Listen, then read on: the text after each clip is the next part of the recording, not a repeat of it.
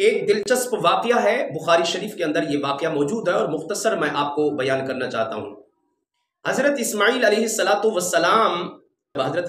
السلام جب جوان ہو گئے تو آپ کی شادی ایک قبیلہ جرہم کی خاتون سے ہو گئی۔ تو حضرت ابراہیم علیہ السلام کافی عرصہ کے بعد آپ اپنے بیٹے اسماعیل کے گھر میں تشریف لے گئے۔ تو گھر میں گئے تو اسماعیل علیہ السلام کو گھر میں نہ پایا، اور حضرت اسماعیل علیہ السلام کی بیوی زوجہ گھر میں تھی۔ حضرت ابراہیم علیہ السلام نے پوچھا کہ اسماعیل کدھر گئے ہیں، آپ کا گھر والا کدھر گیا ہے؟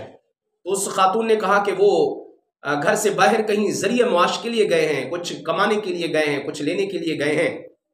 تو حضرت ابراہیم علیہ السلام نے اس خاتون سے پوچھا، آپ یہ بتائیے کہ آپ کے گھر کے حالات کیسے چل رہے ہیں، آپ کا معاشی حالات آپ کے کیسے ہیں؟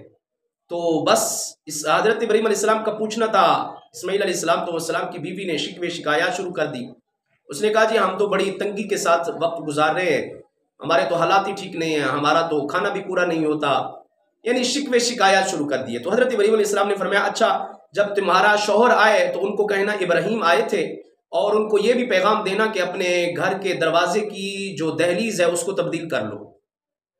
یہ پیغام دینے کے بعد حضرت ابراہیم علیہ السلام واپس تشریف لے آئے، اور شام کو حضرت اسماعیل علیہ السلام گھر میں آئے تو آپ کی بیوی نے آپ کے بارے میں بتایا کہ ایک بوڑھا شخص آیا تھا جس کا نام ابراہیم تھا، اور وہ یہ پیغام دیتے تھے کہ اپنے گھر کی دہلیز کو تبدیل کر لو۔ حضرت اسماعیل علیہ السلام نے فرمایا جو شخص آیا تھا یہ میرا والد ہے جن کا نام ابراہیم علیہ السلام ہے، اور جو کہہ کے گئے ہیں، پیغام دے کے گئے ہیں، وہ پیغام آپ کے بارے میں ہے۔ آپ نے شکوے شکایات کی، انہوں نے کہا کہ آپ اپنی بیوی کو بدل ڈالیں۔ تو اب دیکھیے اس چھوٹی سی حقیقی بات سے ہمیں معلوم یہ ہوتا ہے کہ عورت جس گھر میں شکوے شکایات کرے گی وہ اچھے گھرانے کو عورت پسند نہیں آئے گی۔